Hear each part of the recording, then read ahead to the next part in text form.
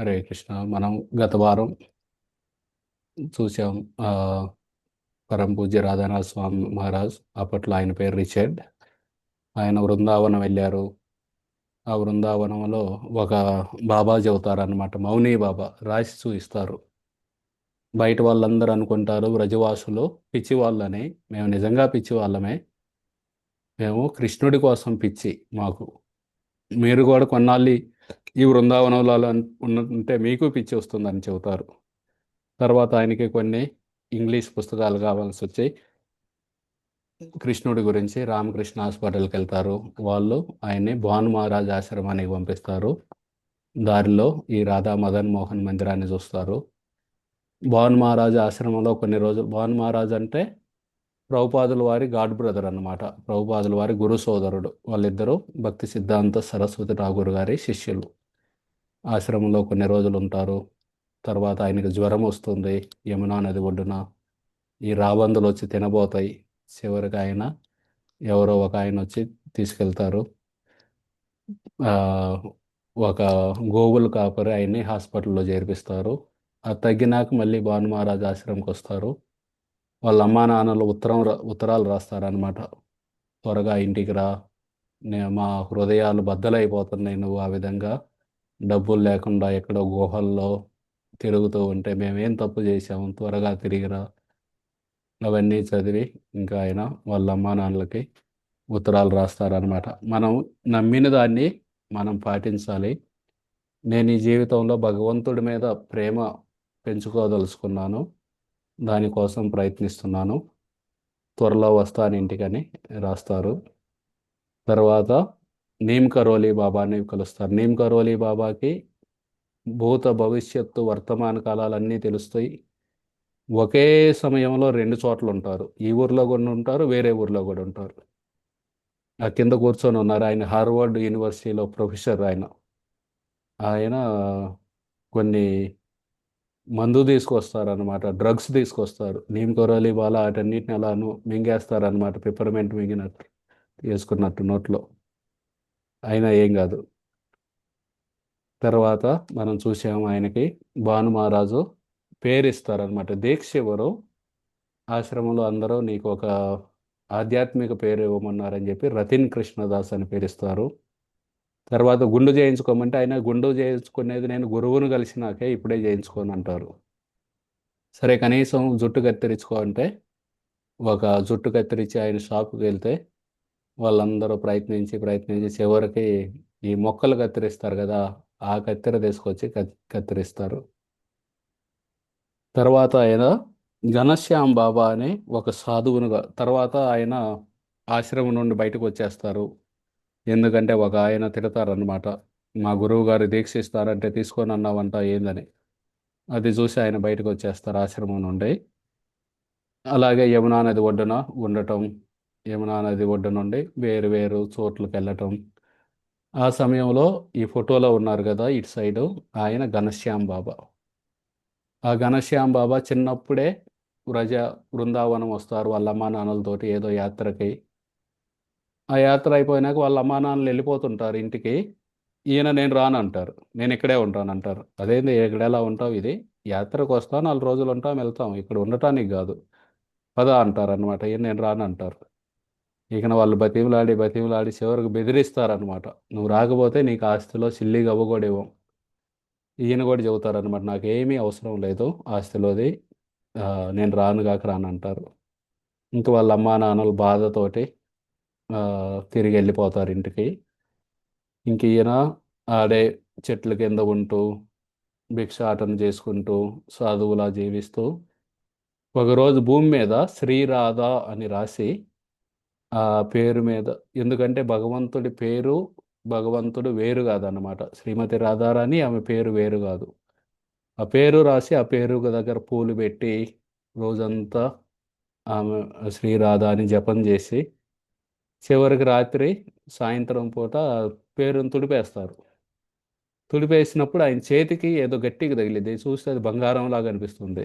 మళ్ళీ వచ్చి చూద్దామని తర్వాత వచ్చి తవ్వి చూస్తే ఆడ శ్రీమతి రాధారాణి మూర్తి, ఈ ఫోటోలో కనబడుతున్నారు కదా, ఆ మూర్తి కనిపిస్తారు.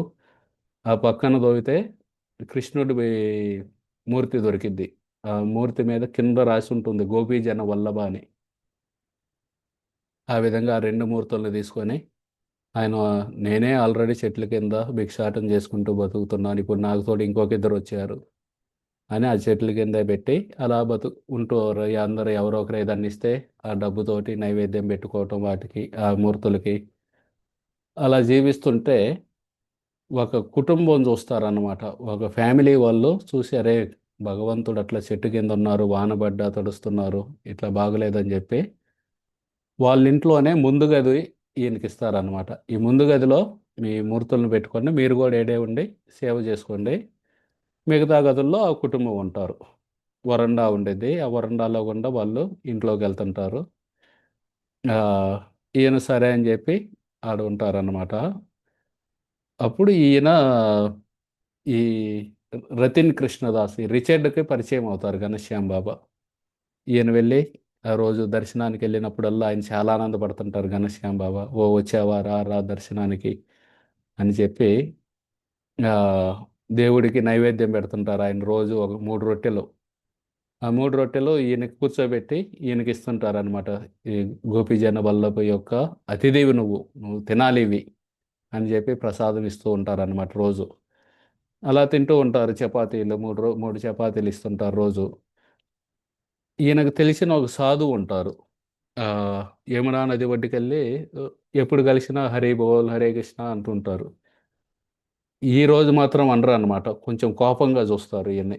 కోపంగా చూసి, నీ ఘనశ్యామ్ బాబా నీ వల్ల ఆ కడుపు మార్చుకొని ఉంటున్నారు ఆయనకి ఆ, అంటారన్నమాట. ఈయనకి అర్థమవుతుంది అనమాట. ఈయనకి అర్థం కాక, నా వల్ల ఘనశ్యామ్ బాబా ఎందుకు కడుపు మాడుతుంది ఆ, అంటారనమాట. ఒక వ్రజవాసి రోజు 3 రొట్టెలు ఇస్తారు ఘనశ్యామ్ బాబాకి. ఆయన అవి తినే బతుకుతున్నారు. నువ్వు రోజు ఆ ఘనశ్యామ్ బాబా దగ్గరికి వెళ్తున్నావు, ఆ 3 రొట్టెలు ఆయన నీకు పెడుతున్నారు, ఆయనే కడుపు మార్చుకొని అలాగే ఉంటున్నారు అని చెబుతారనమాట. అనగానే ఈయన చెబుతారనమాట, నాకు తెలియదు ఇదంతా ఇట్లా జరుగుతుందని అని చెప్పి ఇంక వెళ్తారు ఘనశ్యామ్ బాబా దగ్గరికి వెళ్తారు. వెళ్ళగానే కృష్ణదాస్, రతిని కృష్ణదాస్, నువ్వు వచ్చావా, రా రా కూర్చో అని చెప్పి ఆ, గోపీజన వల్లభకి స్నేహితుడు నువ్వు, నువ్వు తినాలి ఇదిగో అని ఒక ఇస్తరాకు పెట్టి అందులో 3 రొట్టెలు పెడతారనమాట. 3 రొట్టెలు పెడితే ఈయన ఆ, లేదు నేను తిన్ను అంటారు. ఎందుకు తిన్ను, నేనేమన్నా పాపాత్మ ఉన్నా, ఎందుకు తినవు, తిను దయచేసి తిను అంటారనమాట. అంటేను, నీకు ఉన్నదే ఈ 3 రొట్టెలు, ఇవి మూడు నేను తింటే నీకు ఆకలి ఉంటుంది, కాబట్టి నువ్వు తీసుకో, నేను వేరే చోట తీసుకుంటాను, నాకు ఎక్కడో వేరే ఎక్కడికి వెళ్ళినా భిక్షాటనలో దొరుకుతాయి, కానీ నువ్వు ఇంటి వదిలిపెట్టి వెళ్ళవు, ఇక్కడే ఉంటావు, కాబట్టి మీరు తీసుకోండి అని చెబుతారనమాట. ఆయన లేదు లేదు, నా దగ్గర ఇంకా రొట్టెలు ఉన్నాయి, ఆ, నువ్వు ఈ తినాల్సిందే అంటారనమాట. నువ్వు గోపీజన వల్లభకి అతిథివి, నువ్వు తినాలి అంటారు. ఇంకా రొట్టెలు ఉంటే చూయించు అంటారు. చూయించు అంటే, ఇక్కడ అది వేరే రూమ్లో ఉన్నాయి, ఆడున్నాయి, నువ్వు ముందు తిను తిను అంటుంటారు అనమాట. ఈయన వెళ్తారనమాట, వేరే గదిలోకి వెళ్ళి ఎతుకుతారు, ఏమీ ఉండవాడ. అనగానే మళ్ళీ తిరిగి వస్తారు, తిరిగి వచ్చి ఏమి లేవుగా అక్కడ అంటారు. లేదు లేదు, నువ్వు గోపీజన వల్లభ స్నేహితుడివి, ఆ, నీలాంటి భక్తులకి సేవ చేస్తే నాకు ఆనందం కలిగిద్ది, సో దీనికోసమే నేను బతుకుతుంది, దయచేసి తిను తిను అని చెబుతారనమాట. బతిమలాడతారనమాట. బతిమలాడితే, నేను బతుకుతుందే నీలాంటి భక్తులకు సేవ చేయటం, ఇట్లా బతిమలాడితే ఇంక సరే అని చెప్పి ఆయన ఆనందం కోసం ఆ 3 రొట్టెలు తింటారు. మరుసటి రోజు కావాలని 2 గంటలు లేటుగా వెళ్తారనమాట. లంచ్ టైంలో వెళ్తే ఆయన ఆయన తినాల్సింది నాకు పెడుతున్నారు. 1ంటికి అట్లా, ఎన్నింటికి వెళ్తారో తెలియదు. 1ంటికి వెళ్తారు అనుకోండి రోజు, ఈ మరుసటి రోజు 3ంటికి వెళ్తారు కావాలని. లేటుగా వెళ్తే ఘనశ్యామ్ బాబా లంచ్ అయిపోయి ఉంటుంది, అప్పుడు ఆయనకి ఇబ్బంది కలగదని. 3ంటికి వెళ్తే ఆ 3ంటి దాకా ఎదురు చూస్తూ ఉంటారు అనమాట ఘనశ్యామ్ బాబా. ఎదురు చూస్తూ ఉండే, ఓ కృష్ణదాస్, రతిన్ కృష్ణదాస్ వచ్చావా, రా రా కూర్చో, గోపీజన వల్ల ఆ, ఆరగించారు ఈ ప్ర నైవేద్యాన్ని, ఇప్పుడు ప్రసాదం అయింది అది, ఆ ప్రసాదం నీకోసమే ఉంది, రా రా తీసుకో తీసుకో అని చెప్పి ఈయనకి ఇస్తారనమాట. ఈయనకి ఆ యొక్క సేవాభావం, ఆయన సేవాభావం చూసి ఈయనకి కళ్ళమ్మ నీళ్లు తిరుగుతాయి అన్నమాట. తర్వాత ఒకళ్ళు కొన్ని కొత్త బట్టలు ఇస్తారు ఆయనకి. కొత్త బట్టలు ఇస్తే ఆయన స్వీకరించరన్నమాట. ఈ బృందావనంలో సాధువులు ఏసుకొని వదిలేస్తారు గదా! అవే నేనేసుకునేది. నేను కొత్త బట్టలేసుకోనని చెబుతారు ఆ ఘనశ్యామ్ బాబా. ఆ విధంగా ఆయన ఒకసారి ఆహ్, ఈయన వెళ్ళే సమయానికి హార్మోనియం వాయిస్తూ ఆయన మూర్తులకి భజనలు చేస్తూ ఉంటారనమాట. ఎవ్వరుండరు ఆ గదిలో. మూర్తులుంటారు, ఆయనుంటారు. మామూలుగా మనం ఏదన్నా క్లాస్ ఇయ్యాలన్నా, కీర్తన చేయాలన్నా జనాలుండాలి మనకి. జనాలుంటే వాళ్ళ కోసం చేస్తాం. అట్లా ఆహ్, చేయాల్సింది భగవంతుడి కోసం. కాకపోతే మనం ఆ స్థాయిలో లేము. కానీ ఆ ఘనశ్యామ్ బాబా ఆహ్, ఆ మూర్తులు ఎవ్వరు లేరు వేరే. ఆ మూర్తుల ముందు కూర్చొని హార్మోనియం తోటి పాడుతూ ఉంటారనమాట. ఈయన ఎనకాలెళ్ళి ఈయన చూడరాయన. కళ్ళు మూసుకొని పాడుతూ ఉంటారు. పావుగంట, అరగంట, గంట సేపు పాడతారు. గంట సేపు పాడినాక కళ్ళు తెరిచి చూస్తే, "ఓ కృష్ణదాస్ నువ్వొచ్చావా? రా రా కూర్చో" అని చెప్పి కూర్చోబెట్టి కొంచెం సేపు మాట్లాడ్డాక రాత్రి అయిద్దనమాట.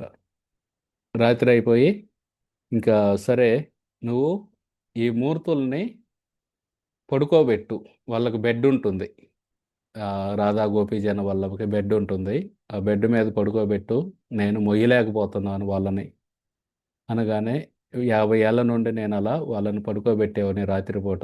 కానీ ఇప్పుడు ఆ బరువు మొయ్యలేకపోతున్నాను. దయచేసి నువ్వు సహాయం చేయి అంటే ఈయన కూడా ఆనందపడతారనమాట. ఆనందపడి ఆహ్, ఆ! పర్లేదు. నన్ను తాకనిస్తున్నారు ఆయన మూర్తులని చెప్పి ఈయన ఆనందపడి ఆ మూర్తుల్ని బెడ్ మీద పడుకోబెట్టి, ఇంక తర్వాత మీరు కూడా పడుకోండి నేనెళ్తున్నానని చెబుతారు. అంటే ఆయన అడుగుతారనమాట ఘనశ్యామ్ బాబా. "ఎక్కడికెళ్తున్నావు?" అంటారు. "రోజు ఎక్కడ పడుకుంటావంటే" యమునా నది ఒడ్డున ఇసుకలో పడుకుంటానంటారు.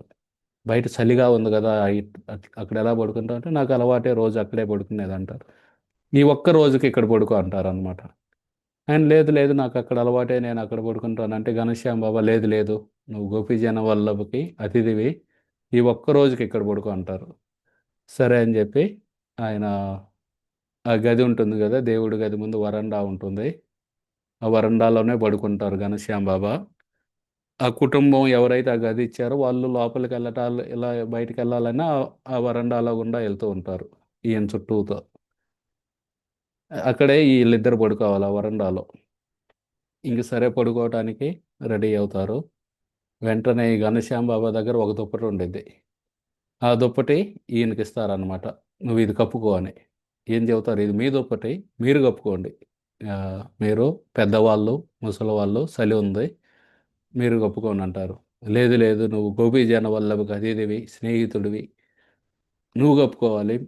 కప్పుకో, కప్పుకో" అంటారనమాట. ఈయన ఇట్లా "లేదు లేదు మీరు పెద్దవాళ్ళు మీరు కప్పుకోండి" అంటే ఆయన బలవంత పెడుతుంటే ఇంక ఈయన లేస్తారనమాట. "నేనెళ్తాను. నేను వెళ్ళి యమునా నది ఒడ్డున ఇసుకలో పడుకుంటాను" అని బయలుదేరుతుంటారు. బయలుదేరుతుంటే మళ్ళీ వెనక్కి తీసుకొస్తారు. "లేదు లేదు సరే రా నేనే కప్పుకుంటానని" చెప్పి ఇంకా ఘనశ్యామ్ బాబా దుప్పటి కప్పుకొని పడుకుంటారు. ఈయన ఆయన పక్కనే ముడుక్కొని పడుకుంటారనమాట. ముడుక్కొని పడుకుంటే కొంచెం వేడిగా ఉండిద్ది. చలికాలం. ఆ ముడుక్కొని పడుకొని నిద్రపోతారు. కాసేపాగి నిద్రపోయినాక కాసేపటికి మెలుకువ వచ్చి చూస్తే వేడిగుంటుంది. ఏంది ఆ వేడిగుందని చూస్తే దుప్పటి ఆయన మీద ఉండిద్ది. ఈ రిచెడ్ మీద. ఆహ్, పక్కకి చూస్తారనమాట. ఘనశ్యామ్ బాబా ఎట్ బాగా తుఫాన్‌లో ఒక ఆకు ఎలా అదురుతూ ఉండిద్దో అలా వణికిపోతుంటారనమాట. ముసలాయన గదా! ఆ చలికి వణుకుతూ ఉంటాడు. కానీ ఆయన దుప్పటిని ఈ 20 ఏళ్ల పిల్లాడి మీద కప్పారనమాట. ఈయన ఒక్కసారిగా లేచి ఆ దుప్పటి తీసుకొని ఘనశ్యామ్ బాబా మీద కప్పుతూ ఉంటారు. కప్పుతూ ఉంటే ఆయనకి మెలుకువ వచ్చి లేచి కూర్చుంటారు. "లేదు లేదు నువ్వు కప్పుకోవాలి. నువ్వు గోపీజన వల్లభకి స్నేహితుడివి. నువ్వు మంచిగా నిద్రపోవాలి ఇక్కడ. నువ్వు కప్పుకో, కప్పుకో" అంటారనమాట. ఇంకైనా "మీరిలా బలవంత పెడితే నేను యమునా నదికెళ్తానని" చెప్పి మళ్ళీ "లేదు లేదు సరే పడుకో, పడుకో. నేనే కప్పుకుంటానని" చెప్పి ఘనశ్యామ్ బాబా ఆ దుప్పటి కప్పుకొని పడుకుంటారు. ఈయన మళ్ళీ ముడుక్కొని పడుకుంటారు. మళ్ళీ కొంచెం నిద్రలో మెలుకువ వచ్చి చూస్తే మళ్ళీ దుప్పటి ఆయన మీద ఉండిద్దనమాట. ఆ పక్కకు చూస్తే ఘనశ్యామ్ బాబా పడుకొని వణుకుతూ ఉంటారనమాట. ఇవన్నీ చూసి ఈయనకి అనిపిస్తుందనమాట. ఈ ఘనశ్యామ్ బాబా ఆహ్, ఏమిటి ఈయన యొక్క సేవాభావం? అని చెప్పి ఇంకా ఎప్పుడు ఎవరైతే ఆయన మూర్తులను చూడటానికి వచ్చారో వాళ్ళకి సేవ చేయటమే ఆయనకి దానికోసమే పుట్టానా అన్నట్టు ఉంటారనమాట. ఒకసారి ఆ, ఇప్పుడంటే అన్ని చోట్ల నీళ్లు ఉన్నాయి. అప్పట్లో ఆయన నీళ్లు వేరే చోట నుండి తెచ్చుకునేవాళ్ళు అనమాట ఘనశ్యామ్ బాబా. ఓ బకెట్లో నీళ్లు తీసుకొని ఆ గల్లీలో ఆ సందులో వెళ్తూ ఉంటారనమాట. ఈయన చూస్తారు. చూసి మీరు నీళ్లు తీసుకెళ్తున్నారు, బకెట్ 4-5 అడుగులు వేస్తారు, బకెట్ కింద పెడతారు, మళ్ళీ 4-5 అడుగులు వేస్తారు, బకెట్ కింద పెట్టి కొంచెం అలుపు తీర్చుకొని అట్లా తీసుకెళ్తూ ఉంటారు. ఈ రిచర్డ్ చూస్తారనమాట రాధనాథ స్వామి మహారాజ్. ఈయన చూసి ఆ ఘనశ్యామ్ బాబాకి చెబుతారనమాట, నాకు ఇవ్వండి ఈ బకెట్ నీళ్ళు, నేను మీ ఇంట్లో పెట్టేస్తాను, నాకు 5 నిమిషాలే పట్టేది, మీరు అరగంట పట్టిద్ది, నాకేమని అంటారనమాట. లేదు లేదు, మీరు తీసుకెళ్ళకూడదు, ఆ, నేనే చేస్తానంటారనమాట. ఈయనైనా సరే కొంచెం చనువుతోటి ఆ బకెట్ లాక్కోబోతారనమాట. లాక్కోబోతే ఆయన ఆ బకెట్ని ఎంత గట్టిగా పట్టుకుంటారంటే, ఎవరన్నా లోయలో పడబోతూ ఒక కొమ్మను పట్టుకుంటారనుకోండి, ఎంత గట్టిగా పట్టుకుంటారు, ఆ వదిలేసామంటే కింద పడిపోతాం, అంత గట్టిగా పట్టుకుంటారనమాట ఆ బకెట్ని. నేను ఇవ్వనుగాక ఇవ్వను, ఇది ఈ సేవే నా సంపద, నువ్వు గనక నా సేవను తీసేసుకున్నావంటే నా జీవితాన్ని తీసేసుకుంటున్నావు, దయచేసి నన్ను బతకనివ్వు అని అంటారనమాట. అనేదలితే ఇంక ఈయనకి ఏం చేయాలో అర్థం కాదు ఇక. కానీ ఈయన బాధ చూసి ఆయన సరే రా ఇద్దరం కలిసి పట్టుకెళ్దామని చెప్పి ఇంకా ఇద్దరు తీసుకెళ్తారనమాట ఆ బకెట్ని. ఆ విధంగా ఆ ఘనశ్యామ్ బాబాను చూసి ఈయన అనుకుంటారనమాట, ఎంత నమ్రత, ఎంత వినయం ఈయనకి. ఆ వినయము ఆ నమ్రతే మనల్ని భగవంతుడికి దగ్గర చేస్తుంది. ఆ నమ్రత ఉందని ఎలా తెలుస్తుంది, వినయం నమ్రత మనలో? అటువంటి వాళ్ళు ఒకవేళ కొన్ని పొరపాట్లు చేసినా సరే వాటిని ఒప్పుకుంటారన్నమాట. మనం పొరపాటు చేసి ఒప్పుకున్నాం అనుకోండి, వేరే వాళ్ళ దృష్టిలో చిన్నబోయితో ఏ ఇంత తప్పు చేశాడా, ఇటువంటివి మనల్ని తక్కువగా చూస్తారు. అందుకని చెప్పి ఎవరు ఒకవేళ పొరపాటు చేసినా కానీ మనం వాటిని కవర్ చేసుకోవడానికి ప్రయత్నిస్తాం కానీ ఎప్పుడూ ఒప్పుకోం. కానీ నమ్రత వినయం ఉన్న వాళ్ళు పొరపాటు చేస్తే వాటిని ఒప్పేసుకుంటారనమాట, నా వల్ల ఈ పొరపాటు అయింది. అలాగే ఎవరన్నా ఏదన్నా సలహా ఇస్తే వాళ్ళు ఆ సలహాని స్వీకరించి నా జీవితాన్ని నేను ఎలా మెరుగుపరుచుకోవాలి అనే దాని గురించి ఆలోచిస్తారు. అంతేగాని నువ్వెవరు నాకు సలహా ఇవ్వడానికి, నీ నీకు అప్పుడే నాకు సలహా ఇచ్చే అంత దానివయ్యావా, అంత దాడివయ్యావా, ఈ విధంగా ఆలోచించరన్నమాట. వాళ్ళ జీవితంలో ఏదన్నా సాధిస్తే ఈ నమ్రత వినయం కలిగిన వాళ్ళు ఇదంతా నేనే చేశాను, చూడండి ఇదంతా నా వల్లే అయింది అని పేరు తీసుకోరన్నమాట. ఇదంతా మిగతా వాళ్ళ వల్ల అయిందని మిగతా వాళ్ళకి పేరు ఇవ్వటానికి ప్రయత్నం చేస్తారు. వాళ్ళు ఈర్ష్య పడరు. మనకి ఏదన్నా సాధించాలనుకుంటున్నాం, దాన్ని వేరే ఎవరన్నా సాధించారనుకోండి, వాళ్ళని చూసి మనకి ఈర్ష్య అసూయ కలుగుతాయి. కానీ వినయం నమ్రత ఉండే వాళ్ళకి ఈ ఈర్ష్య అసూయ అనేవి ఉండవన్నమాట. కుళ్ళుబోతనం ఉండదు. వాళ్ళు భగవంతుడు ఇచ్చారు వీళ్ళకి ఆ శక్తిని. వీళ్ళ మీద అసూయ పడితే నేను భగవంతుడి మీద అసూయ పడ్డట్టే, కాబట్టి అసూయ పడకూడదు. అలాగే వినయం నమ్రత కాని వాళ్ళు ఎప్పుడూ గర్వపడరు అన్నమాట. వేరే వాళ్ళు సాధించాలనుకుంటున్నారు, వాళ్ళు సాధించలేకపోయారు, అది నేను సాధించాను అనుకోండి, వెంటనే మనం కాలర్ ఎగరేస్తాం అనమాట, చూడు నేను ఎంత గొప్పవాడినో అని. కానీ వీళ్ళు అలా కాదనమాట. ఏదో భగవంతుడు ఇచ్చిన శక్తితోటి ఆయన నన్ను ఒక పరికరంలా వాడుకొని నా చేత ఈ కొంత చేయించారు, ఇందులో గొప్ప ఏముంది, గర్వపడటానికి ఏముంది. సో ఈ విధంగా ఈ ఘనశ్యామ్ బాబాను చూసి ఈయన చాలా ప్రభావితులవుతారన్నమాట, ఈ రిచర్డ్ రాధానాథ స్వామి మహారాజు. ఆయనకి ఘనశ్యామ్ బాబాకి వేరే వాళ్ళకి సేవ చేయటం అనేదే ఆయనకి ఆనందం, ఇంక వేరే ఆనందం ఏమీ లేదన్నమాట. ఆయన చెబుతారన్నమాట, నా జీవితంలో అంత సంతోషమైన వ్యక్తిని, అంత ధనికుడైన వ్యక్తి, ధనికుడు అంటే ఆ, ఈ డబ్బు కాదు, డబ్బేమి లేదు ఆయన దగ్గర. ఎవరో వేరే వాళ్ళు ఇచ్చిన ఇంట్లో ఉంటున్నారు. ఎవరో 3 రొట్టెలు ఇస్తే అది తింటూ ఉంటారు. ఉన్నది ఒక దుప్పటి. అంతకు మించి ఏమీ లేవు. కానీ ఆయనకు ఆనందం అనేది ఉంది. నిజమైన సొం ధనం అన్నమాట. అంత ఆనందమైన వ్యక్తిని, అంత ధనికుడైన వ్యక్తిని నా జీవితంలో కలవలేదు అని రాస్తారనమాట. ఆ ఘనశ్యామ్ బాబా ఈయనకు చెబుతారనమాట. "నువ్వు బర్సానా వెళ్ళు. బృందావనం చూసావు. బర్సానా వెళ్ళు. అక్కడ శ్రీమతి రాధారాణి యొక్క కృప దొరుకుతుంది" అని చెబుతారనమాట. అక్కడ ఒక బాబా ఉంటారు, రమేష్ బాబా అని. ఆయన గలువు అని చెబుతారనమాట.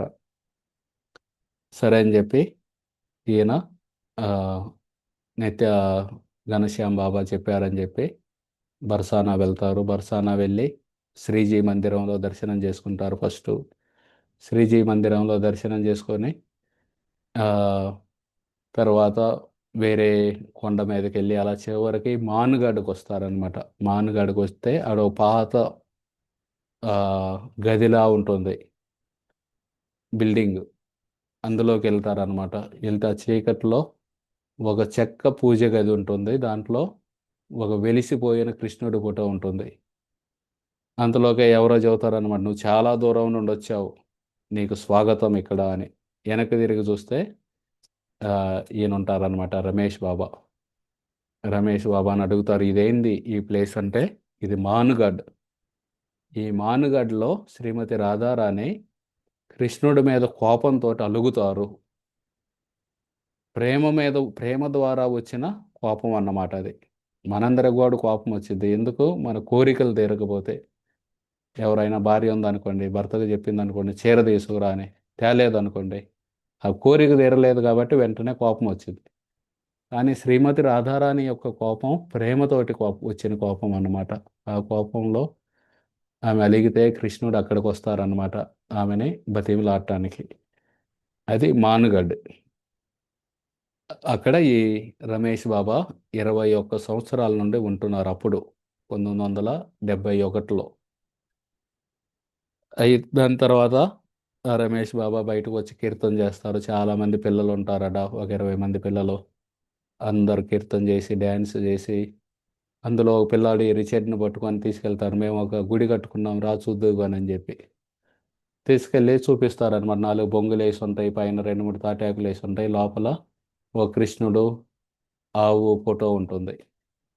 ఆ ఫోటో చూపించి "హీజ్ మై గాడ్" అంటారనమాట. "ఆయనే మా దేవుడు" అని చెబుతారనమాట. ఆ పిల్లాడిని చూసి ఈయన కనిపిస్తుంది అనమాట. ఎంత శ్రద్ధ ఉంది ఈ పిల్లాడికి భగవంతుడి మీద.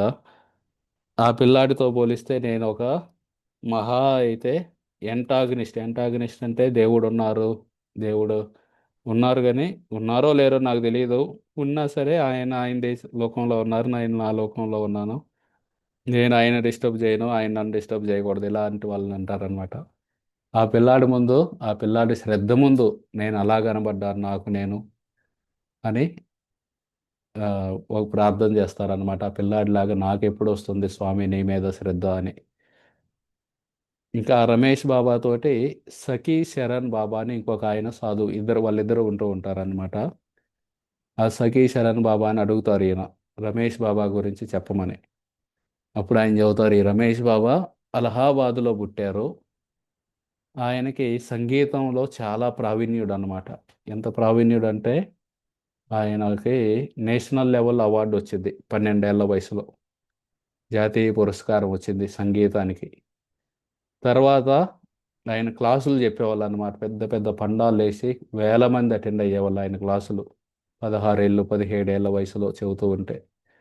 తర్వాత ఆయన సాధువు అవుదామని చెప్పి ఇంటి నుండి పారిపోవటం, వాళ్ళ అమ్మా నాన్నలు మళ్ళీ వెనక్కి తీసుకెళ్ళటం, మళ్ళీ పారిపోవటం, మళ్ళీ వెనక్కి తీసుకెళ్ళటం.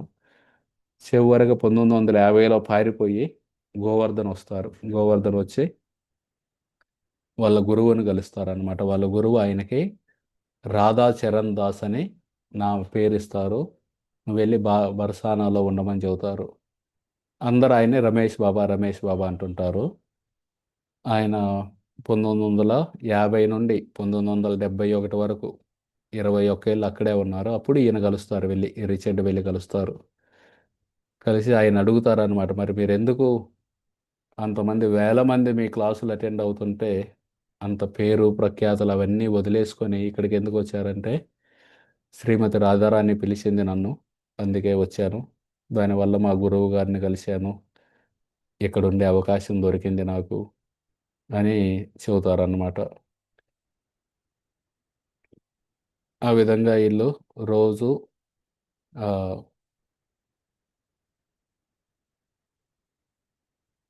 అక్కడ నీళ్లు ఉండవు. ఆ కొండ మీద నీళ్లు ఉండకపోతే ఈ సఖీ శరణ్ బాబా, ఈ రిచర్డ్ ఇద్దరు కిందకెళ్ళి చెరువులో నీళ్లు తీసుకురావటం, ఆ మెట్ల మీద ఎండలో కొన్ని మెట్లు ఎక్కడం, మళ్ళీ ఆగటం, మళ్ళీ ఎక్కడం, ఆగటం, అట్లా కష్టపడి నీళ్లు తీసుకొచ్చి కొండ మీద పెట్టేవాళ్ళు. తర్వాత ఆ కొండ దిగి అవతల వైపున మాన్పూర్ అనే ఒక ఊరు ఉంటుంది. ఆ ఊరు వెళ్తారనమాట భిక్షాటనకి.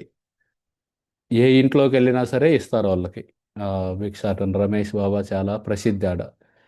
ఈ సఖీ చరణ్ బాబా, ఈ రిచర్డ్ వీళ్ళిద్దరు వెళ్తారు భిక్షాటనకి. వెళ్ళగానే ఏ ఇంటికి వెళ్ళినా సరే ఆ మాతాజీ రోజుకు ఒకళ్ళ ఇంటికి వెళ్తారు. ఆ మాతాజీ శంఖం ఊదుతారు. శంఖం ఊదగానే ఆ చుట్టుపక్కలే వాళ్ళ పొలాలు ఉంటాయి. ఆ పొలాల్లో వాళ్ళ భర్త పిల్లలు ఉంటారు కదా, వాళ్ళందరూ వచ్చేస్తారు సాధువులు ఇంటికి వచ్చారని. రాగానే ఇంకా అందరు కలిసి కాసేపు భజన చేస్తారు. తర్వాత సఖీ చరణ్ బాబాని కొంచెం మాట్లాడమంటారు. ఆయన వ్రజ భాషలో కృష్ణుడి గురించి ఒక క్లాస్ ఇస్తారు. అది అయిపోయినాక వాళ్ళు వీళ్ళు తెచ్చుకుంటారు కదా బొచ్చులు, గిన్నెలో ఏవో, వాటి నిండా వ్రజ రోటీలు లావుగా ఉంటాయి కొంచెం. ఆ రోటీలు, ఆ రొట్టెలు నింపుతారనమాట. వీళ్ళు అవన్నీ తీసుకొని మళ్ళీ కొండ మీదకి వచ్చి రమేష్ బాబా తోటి పంచుకొని, ముగ్గురు సఖీ శరణ్ బాబా, రమేష్ బాబా, ఈయన ముగ్గురు కూర్చొని ప్రసాదం తీసుకునేవాళ్ళు. ఆ విధంగా ఆయనకు పేరు ప్రఖ్యాతలు ఉంటాయి. కానీ ఆయన ద్వేషించే వాళ్ళు కూడా ఉంటారన్నమాట. ఆయనకు వస్తున్న పేరు అవన్నీ చూసి ఒకసారి 15 మంది నాటు తుపాకులు తీసుకొని వస్తారనమాట. వచ్చి బెదిరిస్తారు. ఇది మా ఏరియా, ఇక్కడ నువ్వు ఇవన్నీ చేయకూడదు, ఈ జపం ఇవన్నీ. నిన్ను చంపాలంటే ఒక దోమను చంపినట్టే. ఆ కొండల మీద దొంగలు వీళ్ళందరూ ఉంటారన్నమాట. ఆడు చంపినా కానీ చట్టం ఏముండవు. అసలు వీళ్ళకేమో ఎట్లా కుటుంబ సభ్యులు కూడా లేరు ఈ కేసులు పెట్టడానికి. నిన్ను చంపడం అంటే ఒక దోమను చంపినట్టే, జాగ్రత్త అని చెప్పి ఈయన ముందే చూస్తారనమాట. రిచర్డ్ చూస్తారు అట్లా రమేష్ బాబాకి వాళ్ళు వచ్చి హెచ్చరించి వెళ్తూ ఉంటే. ఈయనడు అయినా సరే రమేష్ బాబా అలాగే ఏమి పట్టనట్టు కూర్చొని ఉంటారన్నమాట. ఆయన చెబుతారనమాట, నేను భగవంతుడి నామం చేస్తున్నాను, భగవంతుడు బతికించాలంటే బతికిస్తారు, ఆయన చనిపోవాలనుకుంటే ఆయన ఆయన ఇష్టం కదా, ఆయన చనిపోవాలంటే చనిపోతాను. ఈ విధంగా మాట్లాడతారనమాట. ఆ విధంగా ఒకసారి ఆయన పడుకుంటారనమాట. వాళ్ళ బయటే ఒక బిల్డింగ్ ఉంది కదా, మాన్గార్లో బిల్డింగ్. బిల్డింగ్ బయట ఒక సిమెంట్ తోటి ఒక చిన్న అరుగులా కడతారు. దాని మీద పడుకుంటారు వీళ్ళు ముగ్గురు. ఒకసారి రమేష్ బాబా ఒక 3 అడుగుల కర్రని పక్కన పెట్టుకొని పడుకుంటారు అన్నమాట. ఈయన అడుగుతారు, మీరు రోజు కర్ర పక్కన పెట్టుకొని పడుకోరు, ఈరోజు ఎందుకు కర్ర ఒకటి పెట్టారు? ఎందుకంటే ఏడొక చిరుతపులి వచ్చిందంట. అది మనుషుల్ని తినే చిరుతపులి. ఆల్రెడీ ఈ గ్రామాల్లో కొన్ని ఆవుల్ని, కొంతమంది మనుషుల మీద దాడి చేసింది, చంపేసింది వాళ్ళని. అది తిరుగుతుంది ఈడ. ఈరోజు మన కొండ ఎక్కటం చూశారంట గ్రామస్తులు. అందుకే వాళ్ళు వార్త పంపారు, జాగ్రత్తగా ఉండండి అని. అందుకని ఈ కర్రను పెట్టుకున్నాను పక్కన అంటారు. ఈయన అడుగుతారనమాట, కర్రతోటి ఆ మనుషుల్ని తినే చిరుతపులిని ఎలా ఆపుద్ది, అది మనల్ని కాపాడిద్దా ఈ కర్ర అంటారు. ఆయన చెబుతారనమాట, కర్ర కాపాడదో కృష్ణుడు కాపాడుతారు. కాకపోతే కృష్ణుడికి మనం చూయించాలి నేను కూడా ఏదో ఒకటి చేస్తున్నానని. అందుకనే నేను ఏదో ఒకటి చేస్తున్నాను, ఈ కర్ర పెట్టి చూపిస్తున్నాను కృష్ణుడికి. సో కృష్ణుడు కాపాడాలనుకుంటే కాపాడుతారని చెప్పి ఆయన శ్రద్ధ చూసి ఈయనకు కూడా చాలా శ్రద్ధ కలిగింది. ఆ రాత్రి ఆయనకు తెలుసు ఆ కొండ మీద చిరుతపులి ఉందని. అయినా సరే బయట అరుగు మీద పడుకుంటారు ఇద్దరు. మంచిగా నిద్రపోతారు, కృష్ణుడు వాళ్ళని కాపాడుతారు కూడా. ఇంకా ఆ విధంగా ఆ, ఉంటారన్నమాట ఆయన. అప్పట్లో సాధువులు చదువులే కాదు, మన పల్లెటూళ్ళలో కూడా మనమందరం కూడా ఇంతకుముందు శరీరంలో ఉన్న మల పదార్థాలన్నీ ఆ, బయటకు పంపాలంటే ఒక చెంబు తీసుకొని నీళ్ళతోటి బయటికి వెళ్ళటం, ఆ, వ్యర్థాలన్నిటిని వదిలేయటం, ఆ నీళ్ళతోటి కడుక్కోవటం, ఆడ చెరువు ఉంటే ఆ చెరువులో స్నానం చేసి వచ్చేవాళ్ళు అనమాట ఈయన.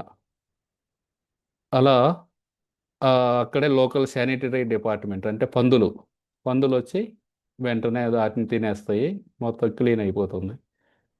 అయితే ఈయన అలా ఒకసారి పొదల్లోకి వెళ్తారనమాట, బాగా విరోచనాలు అవుతూ పొదల్లోకి వెళ్ళి కూర్చొని ఉంటారు, శరీరంలో ఉన్న వ్యర్థాన్ని తొలగించుకోవడానికి. కూర్చొని ఉంటే ఆ సమయంలో ఒక 6 అడుగులో పాము పసుపు రంగులో ఉంటుంది, దాని మీద ఆకుపచ్చ మచ్చలు ఉంటాయి. ఇప్పుడు నేను ఈ ఫోటోలో ఉన్న దానికి లేవయ్యి, ఆ మచ్చలు ఉంటాయి. ఆ ముఖం కూడా, తల కూడా త్రికోణంలో ట్రయాంగిల్గా ఉంటుంది అనమాట. అంటే అది విషపు పాము. అది వచ్చింది అనమాట పొదల్లో నుండి. ఈయనకి లేచే టైం ఉండదు, సడన్గా వచ్చేసిద్ది. వచ్చేసి ఈయన కాళ్ళ మీదుగా పా వెళ్తూ జారుకుంటూ వెళ్తూ ఉండిద్ది అనమాట. వెళ్ళి ఆగిద్ది కాసేపు. ఆ చల్లటి పాము శరీరం ఈయన కాళ్ళకు తగులుతూ ఉండిద్ది అనమాట. ఒక్కసారిగా భయం పుట్టుతుంది, ఇది కనుక నన్ను ఘాటేసిందంటే ఇప్పుడు నా జీవితం ఆ, అయిపోయినట్టే.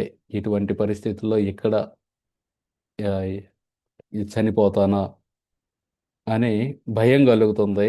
వెంటనే గంగా నదిలో ఆయన చనిపోబోతారు కదా, అది గుర్తు చేసుకుంటారు అన్నమాట.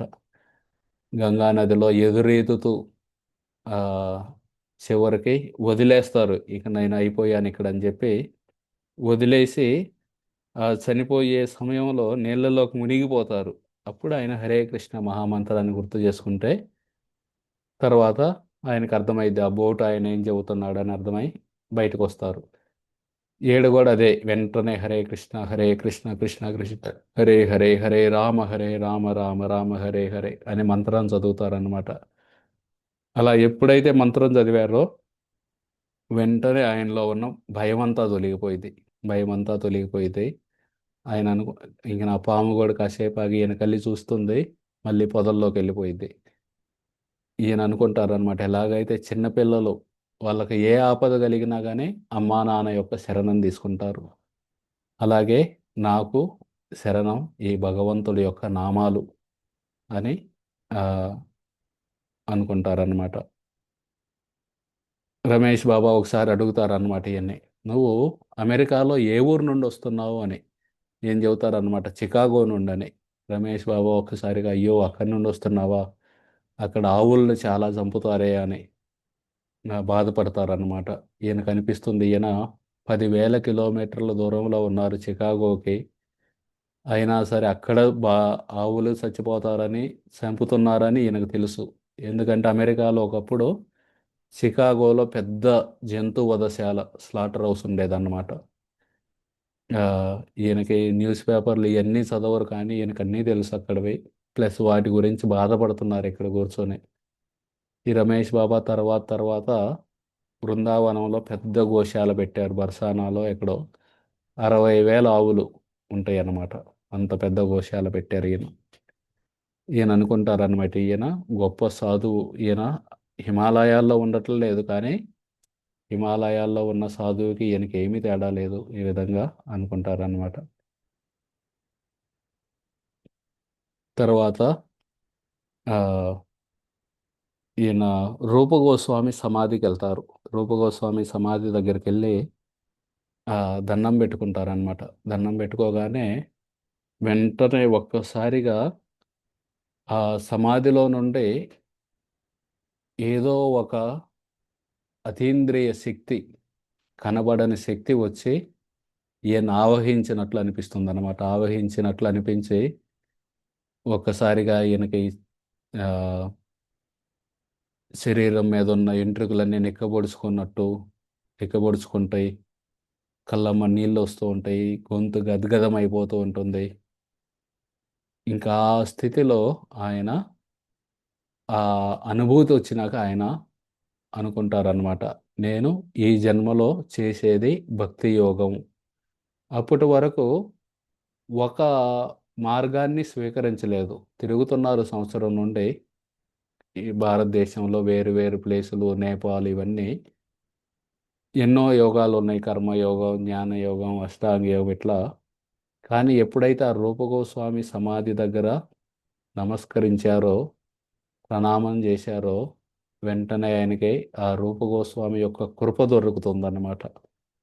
వెంటనే ఆయన నిశ్చయించుకుంటారన్నమాట. ఈ జన్మలో నేను చేసేది భక్తి యోగం. భగవంతుడి యొక్క నామాలు జపం చేయటం, శ్రవణం, కీర్తనం, స్మరణం, అర్చనం, వందనం, దాస్యం, సాఖ్యం, ఆత్మనివేదనం, ఇది భక్తి యోగం.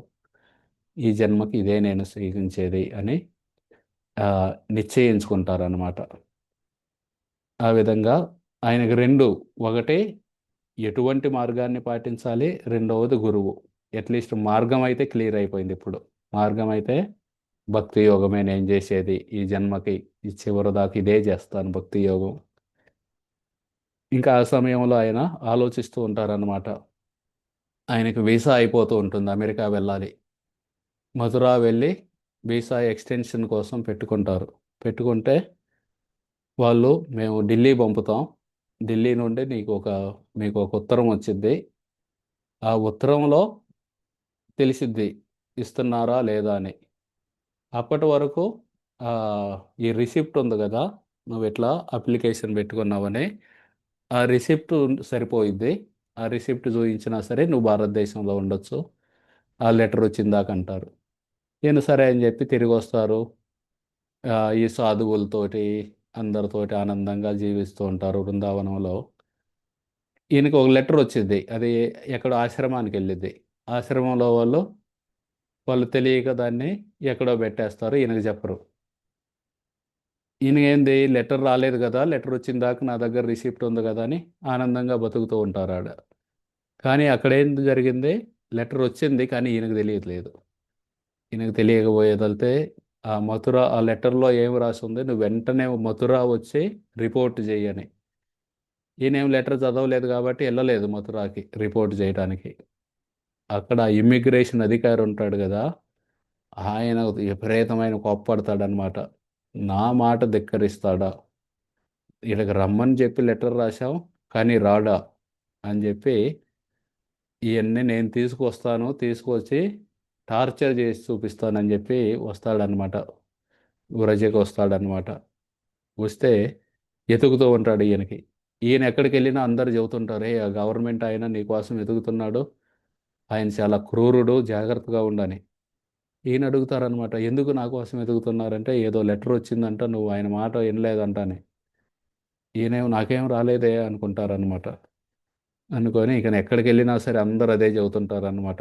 ఆయన చాలా క్రూరమైన వ్యక్తి, జాగ్రత్త. మేము ఇక్కడ లోకల్లో ఉండే గూండాల కంటే కూడా ఆయన చూసి బాగా భయపడతాం, ఈ విధంగా చెబుతుంటారన్నమాట. ఈయన సరే అని చెప్పి, ఆ సాధువులు కూడా మేమందరం ప్రార్థన చేస్తున్నాం నీకోసం అని చెబుతారు. ఈయన ఇక ఆ గవర్నమెంట్ ఆయన కంట్లో పడకుండా, ఏజెంట్ కంట్లో పడకుండా అటు ఇటు తిరుగుతూ ఉంటారు సందుల్లో, మెయిన్ రోడ్లోకి వెళ్లకుండా. ఆ సమయంలో ఒక మాతాజీ ఉంటారు, యోగమాయ మాతాజీ అని. ఆమె ఢిల్లీ నుండి, కాకపోతే ఆమెకు ఒక ఇల్లు ఉండిద్ది బృందావనంలో.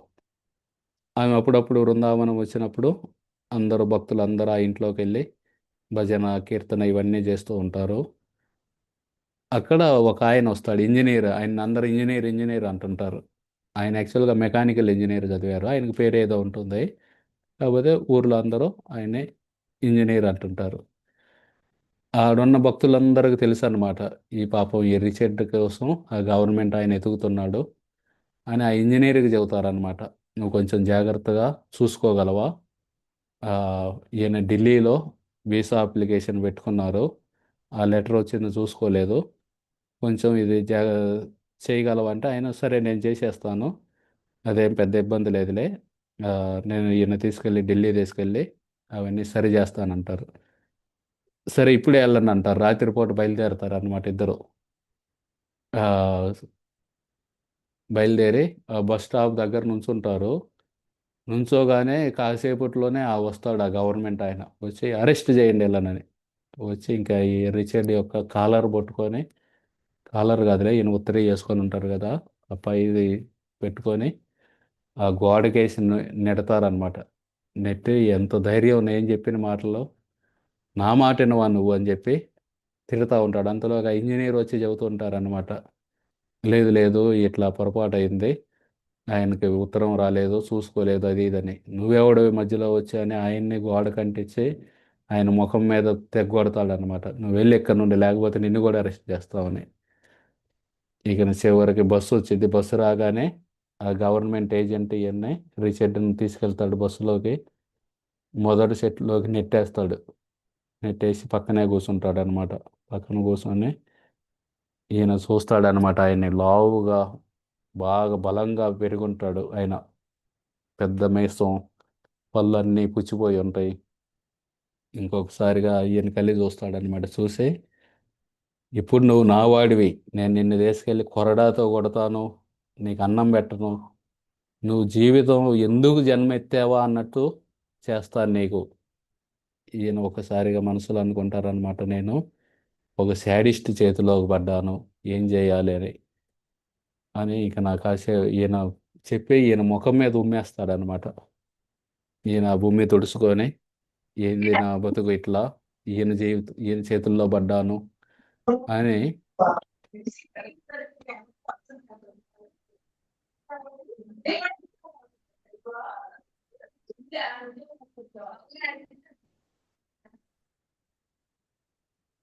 ఈయన చేతుల్లో పడ్డానేందా అని అనుకుంటా, ఎలా ఎట్లా ఇప్పుడు ఏండుండయి, తప్పించుకోవాలి అని అనుకుంటుంటే, ఆ సమయంలో ఆ బస్సు వెనకాల కొంతమంది రైతులు, ఇద్దరు రైతులు గొడవ పడుతుంటారు అనమాట. గొడవ పడుతుంటే ఈ ఈ ఉన్నాడు కదా, ఈ గవర్నమెంట్ ఆయన, ఈయనకి ఇదే సరైన సమయం నా శక్తిని చూపించడానికి అని చెప్పి వెనక్కి వెళ్తాడు. వెనక్కి వెళ్తూ వెళ్తూ డ్రైవర్కి చెప్పి వెళ్తాడు అనమాట, ఈయన మీద ఒక కన్నేసి ఉంచు, ఈయన తప్పించుకోకూడదని. ఆ గవర్నమెంట్ ఆయన వెళ్ళి ఆ ఇద్దరు రైతుల్ని సావబాదుతాడు. సావబాదుతుంటే ఇంక ఈయన, ఈ రిచర్డ్ అనుకుంటాడు అనమాట, ఇదే సరైన సమయం నేను తప్పించుకోవడానికి అని. ఆ డ్రైవర్ దగ్గరికి వెళ్ళి, నాకు 1వ నంబర్ వస్తుంది, నేను మూత్ర విసర్జనకి వెళ్ళాలి అంటారనమాట. డ్రైవర్ వెళ్ళి, వెళ్ళి కూర్చో, సీట్లో కూర్చో అంటారు. ఈయన చిన్నపిల్లల్లా ఎగురుతూ ఉంటాడు అనమాట, లేదు లేదు తొందరగా వెళ్ళాలని. అయినా సరే ఆయన వదలదు. ఇక నా సమయంలో ఇక ఏం చేయాలో తెలియక ఆ డ్రైవర్ చెప్పులు వేసుకొని ఉంటాడు అనమాట. ఈయన ఆయన కాళ్ళ మీద పోస్తారనమాట. కాళ్ళ మీద పోయగానే వెంటనే డ్రైవర్ ఒక్కసారిగా బ్రేకులు వేసి, నువ్వు దిగి వెళ్ళిపో అంటారు. ఈయన దిగుతారు. దిగ్గానే ఈయన పోతున్న సమయంలో ఆ బస్సు వెళ్ళిపోయింది. బస్సు వెళ్ళిపోయింది, ఎందుకంటే ఆ డ్రైవర్కి ఈయన ఇలాంటి వాళ్ళని ఎలాగో ఒకలాగా వదిలించుకోవాలని ఆ డ్రైవరు బస్సు పంపిస్తాడు. ఒక 100 మీటర్లు వెళ్ళి ఆగిపోయింది. ఎందుకంటే ఆ గవర్నమెంట్ ఆయన, ఆ గవర్నమెంట్ ఏజెంట్ వచ్చి డ్రైవర్ని కొడతాడు అనమాట. కొట్టి, ఆయన ఎందుకు వదిలేసావు అని చెప్పి వచ్చి రోడ్డు మీద దిగి టార్చ్ లైట్ వేసి మొత్తం చూస్తాడు. ఈయనేమో బోతల్లో దాక్కుంటారు. దాక్కొని కానీ ఇక నా చేసి ఇక నా ఒకసారిగా మళ్ళీ బస్సు ముందుకు వెళ్ళిపోయింది.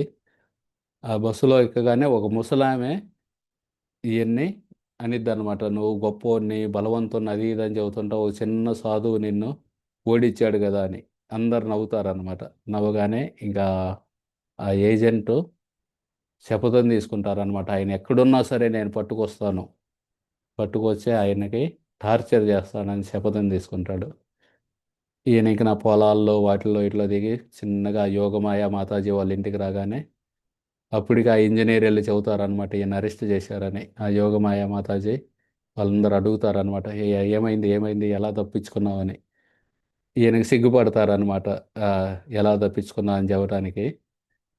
సిగ్గుపడి ఎలాగో అలా తప్పించుకున్నానని చెప్పి ఇంకా ఆ రోజు నుండి ఆ, జాగ్రత్తగా మెయిన్ రోడ్డు మీదకి వెళ్లకుండా తిరుగుతూ ఉంటారనమాట. తిరుగుతూ ఇక ఒకసారి ఒకసారి రాధారమణ మందిరంకి వెళ్ళి ప్రార్థన చేస్తారు. నేనైతే రూపగోస్వామి సమాధి దగ్గర నాకు భక్తి మార్గమే చేయాలని నిశ్చయించుకున్నాను, కానీ నాకు గురువు లేరు, నా గురువు చూయించు స్వామి అని చెప్పి. ఇంకా మరుసటి రోజు నిద్రలేసి మంగళారతికి వెళ్తూ ఉంటే రోడ్డు మీద ఏదో తొక్కుతారో అది కరిసిద్ది, పారిపోయిద్ది అనమాట. ఈయన చూస్తారనమాట, చూస్తే కనబడదు చీకట్లో. ఏమి గరిసిందో తెలియదు. ఏమి గరిసిందో తెలియదు ఇకన ఆ, ఆ కుంటుతూ కుంటుతూ ఆ పక్కన మురుగు కాలువలో పడతారు. మురుగు కాలువలో పడి లేవేసి రాధా వల్లభ మందిరంకి వెళ్ళగానే అక్కడ గోస్వామి ఉంటారు, రాధేశ్లాల్ గోస్వామి అని. ఆయన ఈయన స్నానం చేయడానికి నీళ్ళు అవన్నీ పెడతారు. వాళ్ళు చూపిస్తున్న ప్రేమ యొక్క ఆ ప్రేమతోటి ఈయనకి ఆ బాధ అనేది తెలియదు అనమాట. ఆ ప్రేమతో ఆ స్నానం అది చేసి ఇక అలాగే ఉంటే మరుసటి రోజు ఈ ఘనశ్యామ్ బాబా చూస్తారు. అరే నీ కాళ్ళ నుండి నీరు రక్తం వస్తుంది, ఏంటంటే ఏదో కుట్టిందంట, కరిసిందంటారు. అది కుక్క అయి ఉండొచ్చు, పిచ్చి కుక్క అయితే ర్యాబీస్ వచ్చింది, వెళ్ళి ఇంజెక్షన్ చేయించుకుంటారు. ఆ మెడికల్ క్యాంప్కి వెళ్ళాలంటే అది మెయిన్ రోడ్డు మీద ఉండేది. మెయిన్ రోడ్డు మీదకి వెళ్తే ఆ గవర్నమెంట్ ఏజెంట్ ఉంటాడు, వీసా అయిపోయింది కదా పట్టుకెళ్ళటానికి. ఇక చివరికి ఆయన ఆ, ఏదైతే అది అయిందని వెళ్తారనమాట. వెళ్తే ఆ గవర్నమెంట్ ఆయన చెబుతారనమాట. గవర్నమెంట్ ఆయన ఆ, ఈయన ముందే ఓ పెద్ద ఏం కరిసిందంటే ఏమో చూడలేదంటారు. చూడలేదంటే సరే అయితే నీకు ర్యాబీస్ రాకుండా ఇంజెక్షన్ చేయాలని ఓ పెద్ద సూది తీస్తారు. సూదికి పదును పెడతాడు ఈయన ముందే. ఆ సూది కూడా కొంచెం వంగి ఉండిద్ది. ఇక ఈయన పడుకోబెట్టి కడుపులో వేయాలి అని తోస్తుంటాడు అనమాట. ఇది కడుపులోకి వెళ్ళదు ఎంత తోసినా. చివరికి ఇది కనుక ఇయ్యకపోతే నువ్వు పిచ్చోడు అవుతావు, కాబట్టి నేను ఇయ్యాల్సిందే, క్షమించును అని చెప్పి గట్టిగా పొడుస్తాడు.